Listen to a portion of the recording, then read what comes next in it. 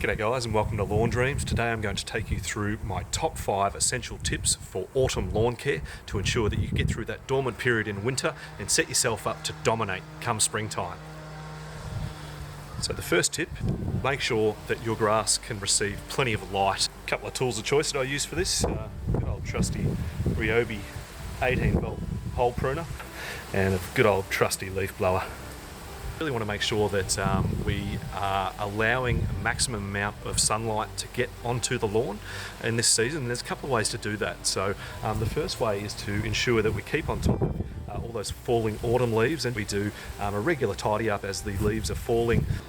It's always good once you've done your leaf blowing to try and keep on top of getting those leaves into the bin quick smart. Got a heap of leaves left over here from last autumn. Autumn is a great time to make sure that we get rid of any low-hanging branches which can actually block out sunlight to our lawn. The lawn needs sunlight to grow. It needs sunlight to photosynthesize.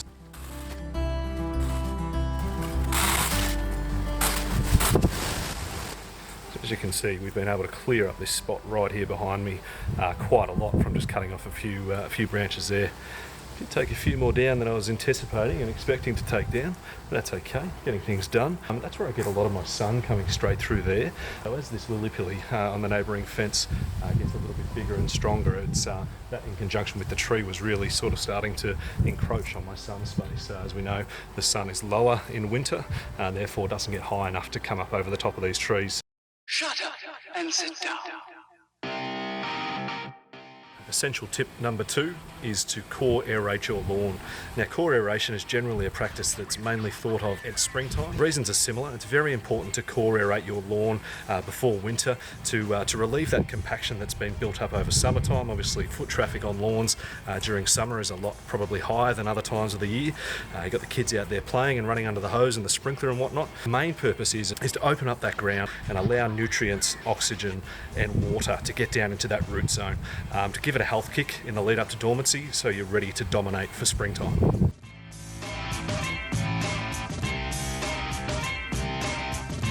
First one's on here.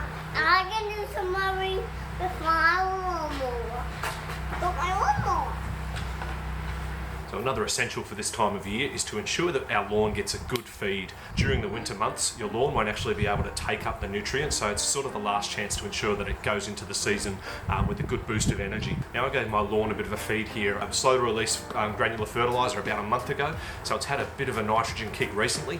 But what I'm going to do here today is give it a really strong boost of potassium.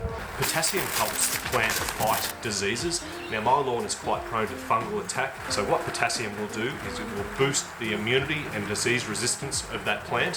So what I'm going with today is I've got a bag of sulfate of potash. This is potassium only. We've got an N of 0, a P of 0, a K of 41. So I probably could have gone something with a bit more of an instant kick of potassium this time of year, considering that it's almost winter, but hey, this is what we've got, so we're going to chuck it down in the granular spreader, get it into the lawn and beef up the resistance against disease.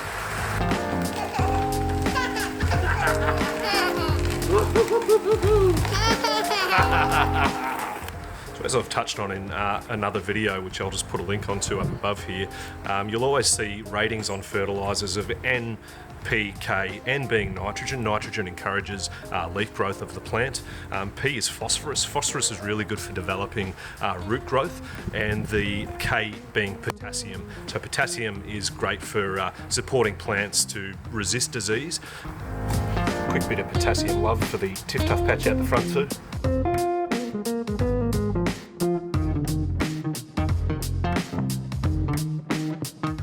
I've got a bag of Oxifert pre-emergent herbicide in the garage, but one thing I wanted to try this year, and this is an experiment, in hindsight a bit of a silly one, was to avoid using a pre-emergent to see how prone to weeds my grass was.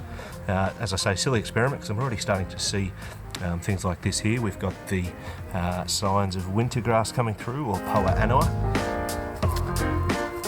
Also, a little little signs of some broadleafs starting to stick through there. So another great thing to do in autumn in the lead up for winter so you can dominate in the spring season is to check your pH levels. It's important to have the correct pH in a lawn. The reasons being, if you don't have the right pH, you can really affect the ability for the lawn to uptake nutrients, whether they be macronutrients naturally supplied or whether they be from fertilizers that you supply to your lawn as well. You want to get a 6.5 pH or thereabouts. If you're worried about your pH level and it's a little bit low, you can actually up this level with the dolomite lime type of product. If you need to reduce the pH level in your lawn, you can use a product like sulfate of ammonia. So I'm just going to do a little bit of a check here on my lawn. Now I've just got one of these fairly cheapo Bunnings numbers, about $20 from the Big Green Shed. Probably the better kit to use would be a proper soil testing pH kit, whereby you actually take a sample of the soil and apply the liquids, and it will actually show you whether your soil is acidic or alkaline via a colour chart. So with this method here, the manufacturers suggest to just give the probe a little bit of a scrape up before applying in the soil. Stick it in the ground about 6 or so inches. So it does take a little bit of time to adjust itself and get its bearings and take the reading of the soil. So we're coming in about 6.7, so I'm pretty happy with that, albeit 6.5 is perfect. It's always good to do probes around multiple areas of the yard. So this section near the garage is stabilised at about 6.6, 6.7 as well. I'll just do another check over the other side of the yard to get that nice triangulation through it. We can see it's a little more alkaline over this side of the yard, but as I say, it's still around that 6.7, 6.8 mark, so I'm not too worried about that either. And as you can see, this portion of the yard is thriving. So another essential tip is to ensure that we get the height of cut right for the season that we're approaching. So for our warmer season grasses like our buffalo varieties, St Augustine grasses, our kikuus, we probably want to go around a 50mm mark in cutting height.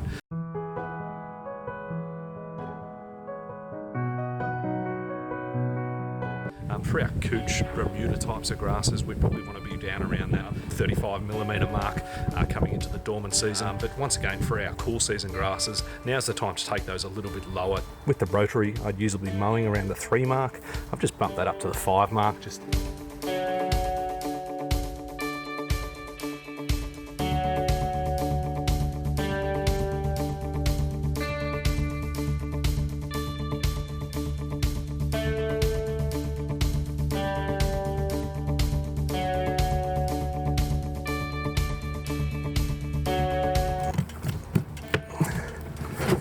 See, basically taking nothing off there. It was just more of a way to clean up all the debris on the lawn.